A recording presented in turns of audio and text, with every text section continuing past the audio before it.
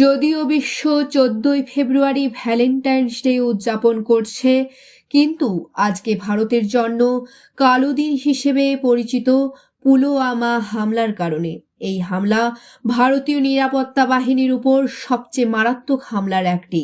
জঙ্গিদের আক্রমণে 40 জন সাহসী সিআরপিএফ জওয়ান প্রাণ হারিয়েছিলেন।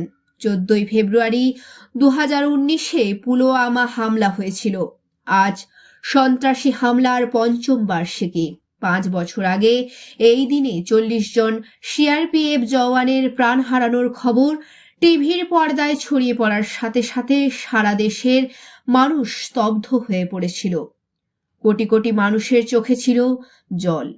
দুর্ভাগ্যজনক কালো দিনে জম্মু ও কাশ্মীরের পুলওয়ামা শহরে সন্ত্রাসী হামলায় 40 জন সিআরপিএফ জওয়ান শহীদ হয়েছিলেন।